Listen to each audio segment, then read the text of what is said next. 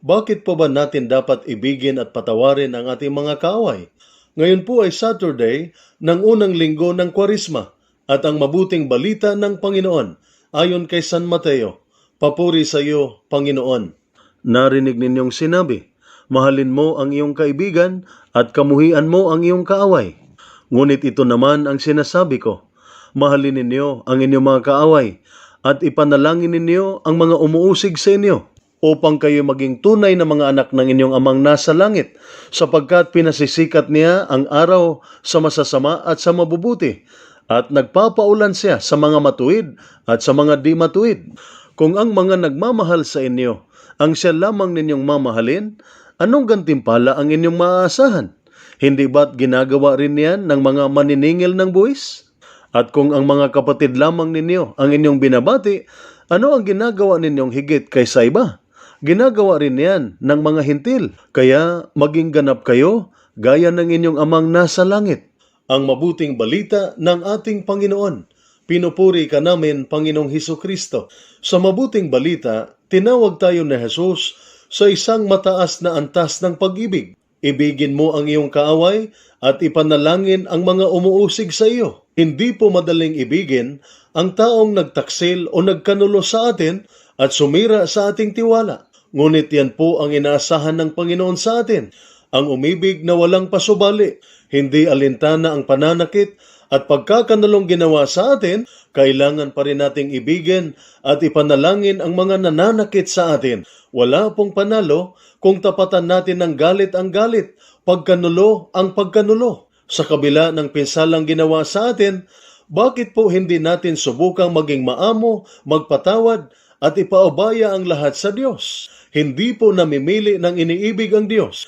Iniibig tayo ng Diyos, hindi po dahil sumusunod tayo sa kanyang mga kautusan.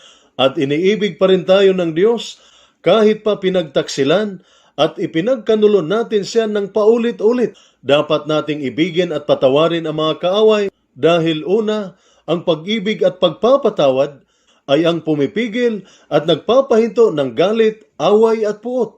Ang puot ay magbunga ng puot. Ang pakikipag-away ay magbunga ng dagdag away at gulo.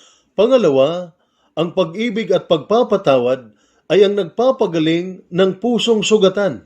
Minsan ang akala natin, ang paghihiganti ang nagbibigay sa atin ng galak at kasiyahan. Ngunit hindi po ito totoo. Ang taong laging gumaganti ay mapupuno ng puot at hindi magiging masaya sa buhay.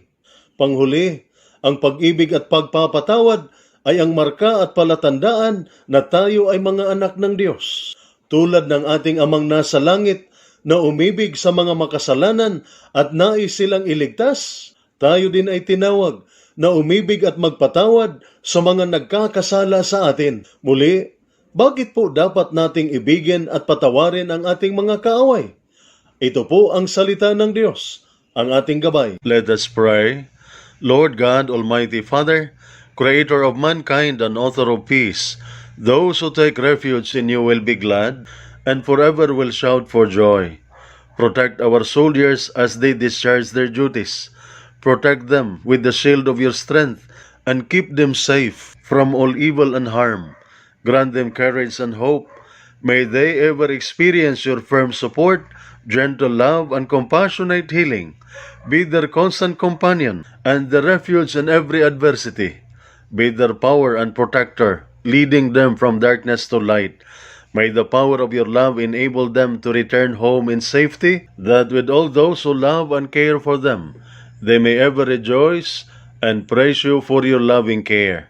We ask this through Christ our Lord. Amen. Mary, Queen of Peace, pray for us. Saint Michael the Archangel, pray for us. Saint Ignatius of Loyola, pray for us. At sumainyo at sa inyong pamilya ang pagpapala ng makapangyarihang Diyos, Ama, Anak at Espiritu Santo. Amen.